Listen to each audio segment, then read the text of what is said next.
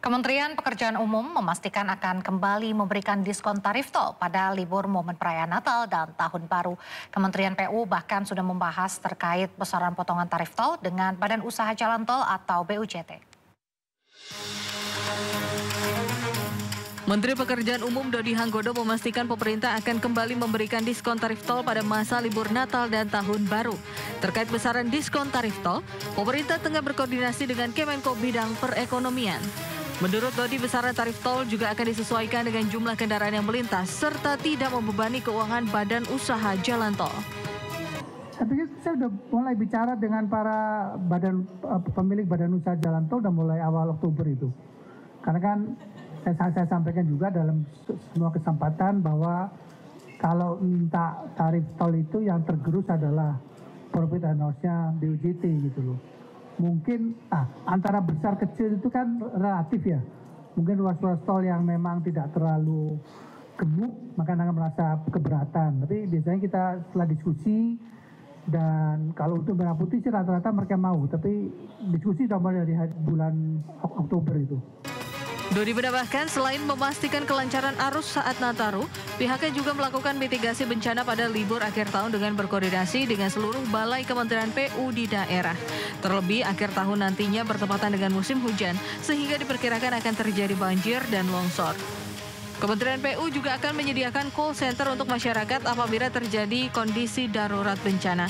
Pihaknya telah menyiapkan 5.755 unit alat berat dan 382.044 unit bahan antisipasi banjir seperti geobag dan bronjong. Pemirsa, Menteri Keuangan Purbaia Yudi Sadewa berencana menyederhanakan mata uang rupiah atau redenominasi. Nantinya uang pecahan Rp1.000 akan diubah menjadi Rp1.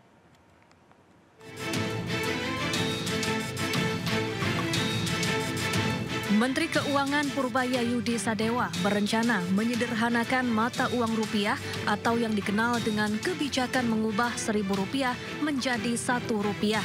Rencana ini tertuang dalam Peraturan Menteri Keuangan tentang Rencana Strategis Kementerian Keuangan tahun 2025-2029.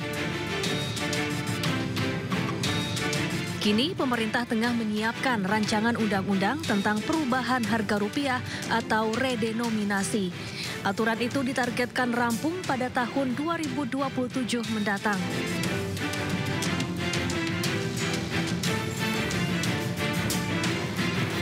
Redenominasi adalah pemangkasan atau penyederhanaan nilai mata uang tanpa memengaruhi nilai tukarnya yang dilakukan saat kondisi ekonomi sedang stabil atau sehat.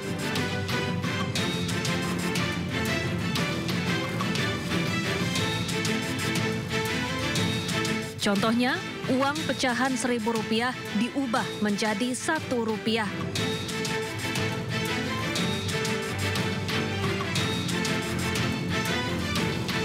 Adapun tujuan redenominasi adalah untuk efisiensi perekonomian nasional, menjaga stabilitas nilai rupiah agar daya beli masyarakat terjaga, dan meningkatkan kredibilitas mata uang rupiah di mata dunia. Rencana redenominasi rupiah sebetulnya telah lama bergulir sejak 2013 lalu. Rencananya 3 angka 0 dalam mata uang rupiah akan dihilangkan. Tim Liputan iNews melaporkan. Rangkaian hari ulang tahun ke-80 Korps Marinir ditandai dengan kegiatan inaugurasi Pasmar 2 yang berlangsung di Kesatrian Marinir Sutedi Sedaputra, Surabaya, Jawa Timur. Dalam kegiatan ini, Pasmar 2 menanam 1.180 pohon dan serangkaian bakti sosial. Dalam inaugurasi yang dihadiri Gubernur Jawa Timur Hovifah Indar Parawansa, Komandan Pasmar 2 Mayor Jenderal TNI Marinir Odi Junianto menyatakan penghijauan dengan penanaman 1.180 pohon merupakan sinergi dengan Pemda Jawa Timur dan instansi lainnya.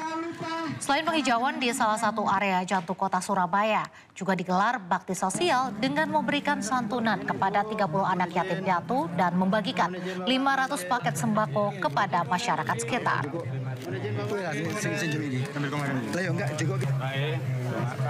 Selaku dan Pasmar mengajak beliau Gubernur untuk bersinergi. Nah, di sini adalah salah satu area yang menjadi penyangga ya, jantungnya Surabaya.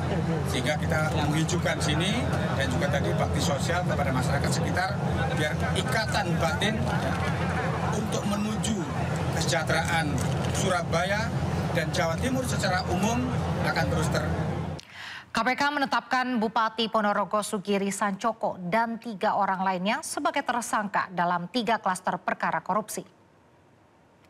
KPK menetapkan Bupati Ponorogo periode 2021-2030 Sugiri Sancoko sebagai tersangka dalam kasus suap pengurusan jabatan, suap pengerjaan di RSUD Ponorogo, dan penerimaan gratifikasi di lingkungan pemerintah Ponorogo.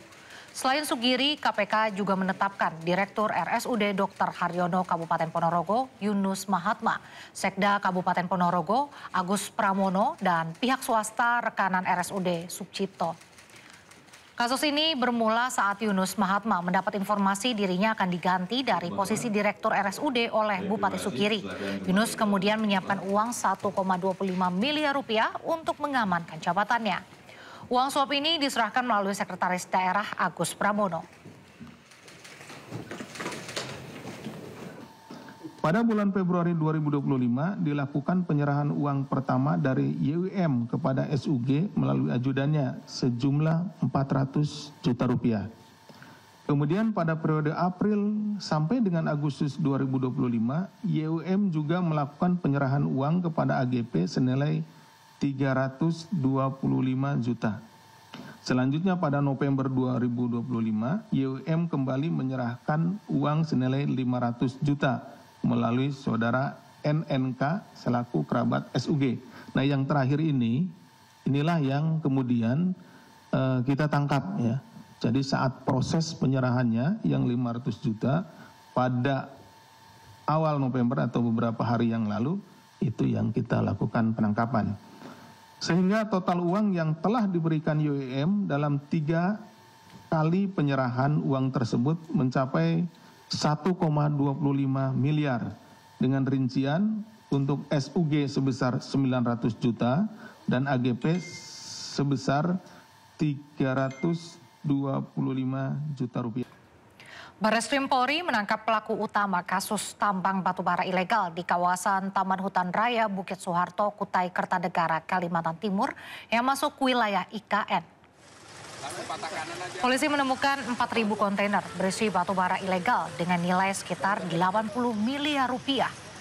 Pelaku utama berinisial M merupakan bos perusahaan PT WU. Pelaku berperan sebagai pemodal sekaligus penjual batubara ilegal dari kawasan IKN. Tersangka sempat kabur selama 1 bulan sebelum berhasil ditangkap. Modusnya, batubara ilegal dikeruk dari kawasan konservasi, ditimbun di area milik PT WU, dikemas dalam ribuan karung dan peti kemas, lalu dikirim ke luar Pulau Kalimantan. Tambang ilegal tersebut membuka 300 hektar lahan di dalam kawasan konservasi yang sekaligus berada di zona strategis IKN. Oke Pak, makasih Pak. Di atas ya? Saya. Oh, nanti numpang-numpang aja. Abang dengan Bang